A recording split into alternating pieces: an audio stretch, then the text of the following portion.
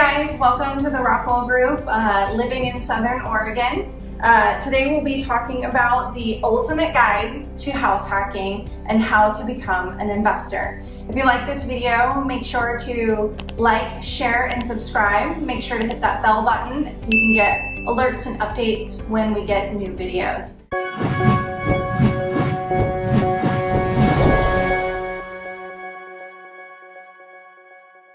Today joining me again is Mr. Brian Wilhite with Neat Loans. Thank you, Lindsay. Yeah. It's great to be here. Today, again, we'll just be chatting about house hacking and what that is.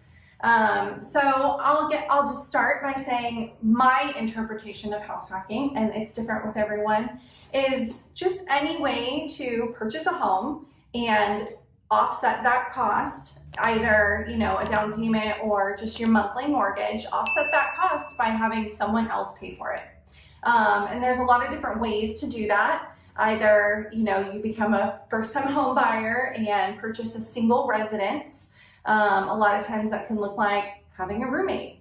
In other situations, it can look like buying a bigger home, a duplex, or even a triplex, and renting out the other units. Would you say that's fair? I absolutely would say that's fair. Yeah. That's how I look at it for house hacking. It's the financial side of it. Yeah. And being able to offset the costs around homeownership and turn those into benefits. Yeah. From a cash flow perspective.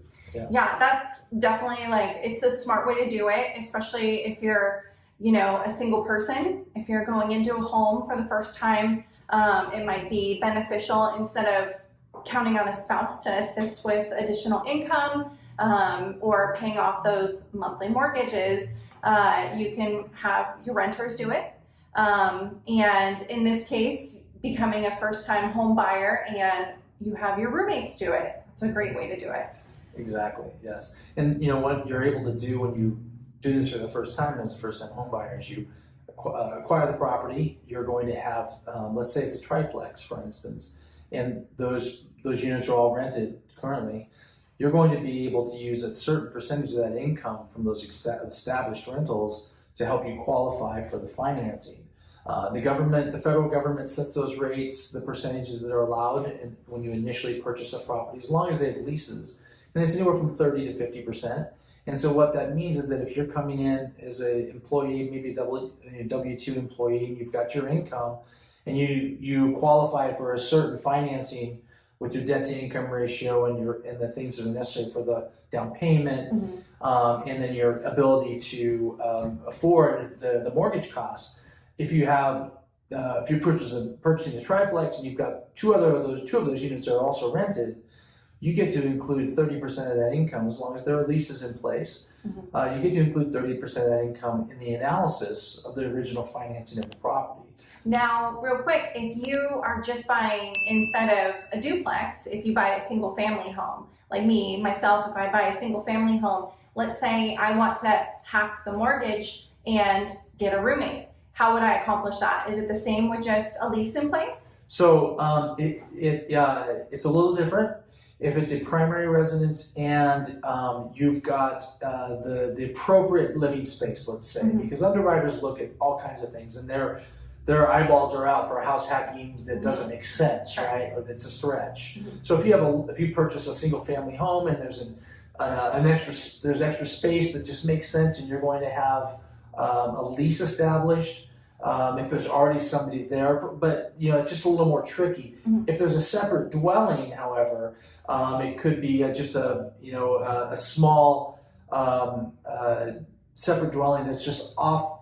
It's part of the single family residence that you're acquiring, but it's separate from the house itself. That makes total sense. Mm-hmm. And then in that case, it's a lot easier to get the underwriters to buy off on that, so that you could include that if it was leased, as long as there's a separate dwelling in that analysis, yes. So that's a really great point. That's actually something that I did when I bought my first home. The house is a single family residence, but there were two completely separate dwellings in the back. Some people can either put in tiny homes. These were full ADUs. They're right around 400 square feet or so.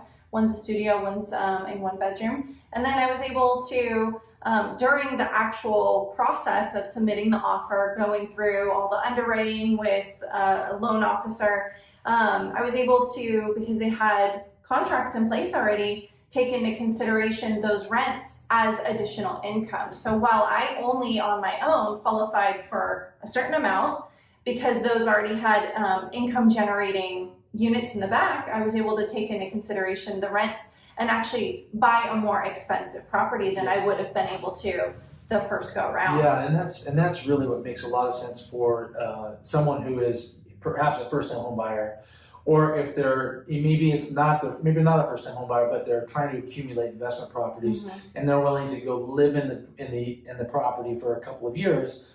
While they consider that their primary residence, and then they look for another property. They're able to leave the property they acquired a few years ago and then go and do it again.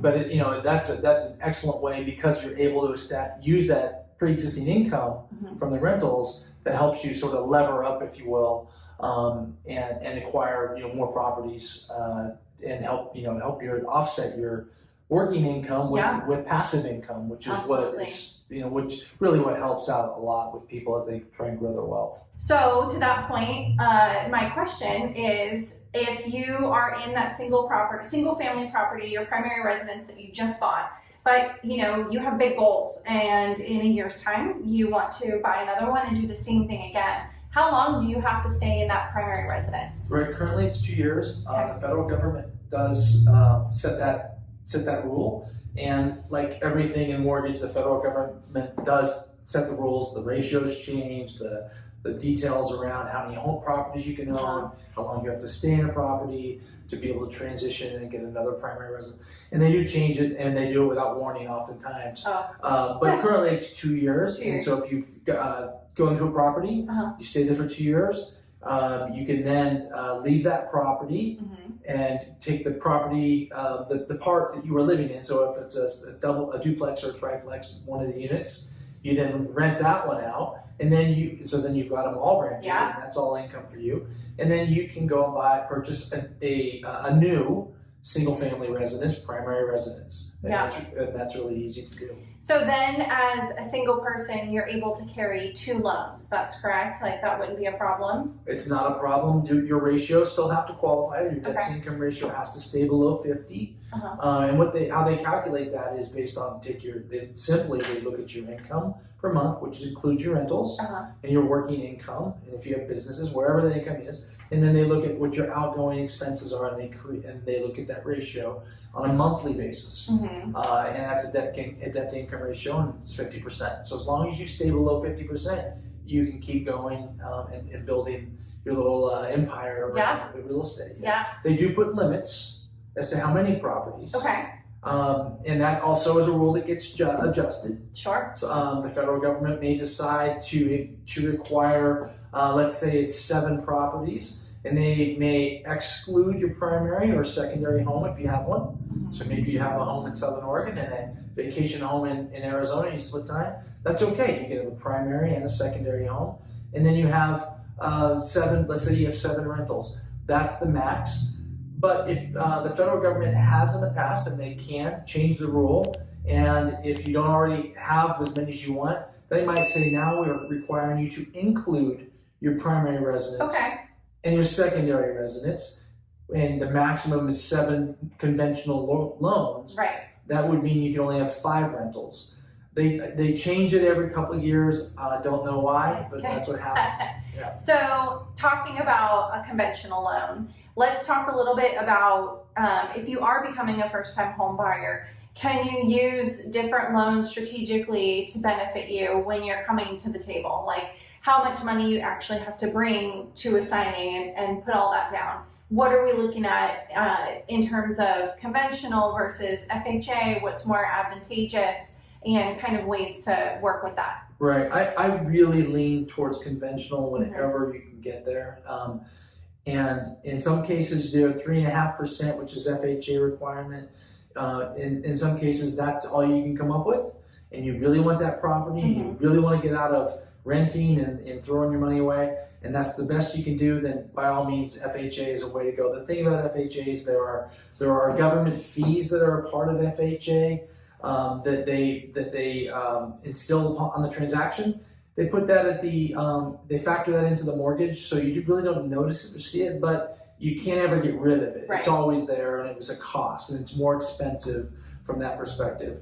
On conventional, it's 5%. You can do a 5% loan. So that's a huge thing. I think a lot of people just getting into the market as a first-time home buyer, they all just assume that you have to bring 20% down. This is an old adage.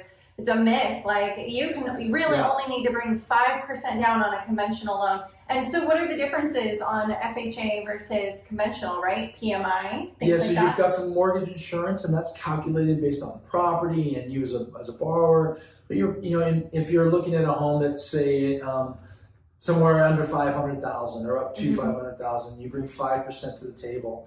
Your mortgage insurance per month is going to be somewhere between $75 and $125 is all.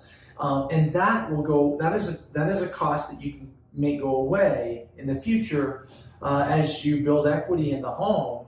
Once you get up to 20% equity in the home by either making more payments or appreciation, then you can get rid of mortgage insurance. There's a thing called recasting, and you can request the lender to recast. So you get the equity, they recast it under the new ratio, and then that will lower your mortgage payment, because it then it does the reamortization of the property. And anyways, you can get rid of the mortgage insurance that you have to have at start when you're under 20% at 5%. Unlike the FHA, which also has a mortgage insurance factor in there, you can't get rid of that. Got it. That's there forever as long as you have an FHA loan. So that extra 1.5%, you can get it from a relative, family member, and you get that in the form of a gift. You're talking about thousands of dollars of savings if you can stretch and reach to get to it. Yeah, when you talk about the life of the loan and holding an FHA, how costly is that 1.5% that you forewent early on when you signed it over 2, 3, 4, 5 years? Yeah. It might be more advantageous to put a little bit more down. And to your point about a gift, a lot of people don't really know. That's another great way to utilize kind of someone else's money. Like back to our point about house hacking is, you can get a gift from someone, whether or not that's a relative, a boss or something like that. They can write a letter. This is a gift to this person for one-time use, correct? Yep. And then you can take that money into consideration, put it down on a down payment, and that'll help you considerably. It's a little bit of a fine line on who they allow the grantor or the giver. It can't be just your neighbor, so it's got to be someone close that is technically supposed to be a family member. Right. But in this day and age, family members, I'm adopted, so I mean, could be anyone. It was my mom and dad that raised me. Right? And just don't sign that ancestry DNA just yet. Right. But anyways, it is stretching, finding that extra 1.5% to get to the 5% for a conventional is just in the short term and in the long term a cheaper way to go and a more cost effective way to go. However, if you're stuck at 3.5% and you just want to get out of renting, you want to get your first property, and it's going to be a multifamily, you're going to live in it for 2 years and then you're going to rent it, the odds are you're going to come out of that situation in 2 years. You just refinance that. Your economic situation is going to improve tremendously. Sure. And then you probably can find that extra 5%. That extra 1.5% to get you the 5%. Just refinance the FHA and slide over into conventional at that point. Yeah. So that I don't want to say FHA loans are not desirable, but getting anything you can do to get out of renting is the way to go. That's the key here. But the conventional is 5%. Yeah. And to that, I guess talking a little bit about how your economic standpoint is going to increase over that 2 years. Yes, your worth, your value, all these things are going to increase incredibly. But one of the things that we also touch on is just making sure there's a couple different things you'll want to look for when searching out a property. One of the few things might be considering things like taxes. Those things, taxes are always going to be assessed based off inflation. But you know, when inflation goes down, taxes don't go down. So one of the things that we were talking about earlier is just making sure that if you are doing house hacking properly, making sure to raise those rents. Yes. Raise them accordingly, because you know that's what continues to go up. But on the other side of that is your mortgage is locked in. That's a great point. I'm glad you made it, because you're right. Year one is the beginning, and then your profitability on that property, on that investment, is just going to increase and increase as the years go by, because your rents do go up. The taxes do go up, but they're a small percentage, you know, to the whole cost, to the whole analysis. Your mortgage is not going up. So you're able to offset a greater chunk of the mortgage by having the rentals as each year goes by. Yeah, and you're really kind of putting yourself in a better position for the next 2 years or so. If your end goal is to continue to invest, and basically you're just increasing your income by raising those rents. That's right. That's correct. Yep. Yeah. Yep. And you want to do that because you've got upkeep. You know, you've got sometimes you have to replace some things. So it's very important to keep those rental rates increasing. Yeah. So I think that's pretty much it for today. We covered a whole lot of bases, but we would really just love to encourage everyone to start thinking big picture about, you know, getting into the real estate market. Easy ways to make that happen, and you know, the importance of working with not only a lender but a qualified real estate agent. So if you found value in this episode, we hope that you like, share, and subscribe. Make sure to hit that bell, and if you have any questions, make sure to give us a call at the Rockwell Group, 541-292-4444. Thanks, guys.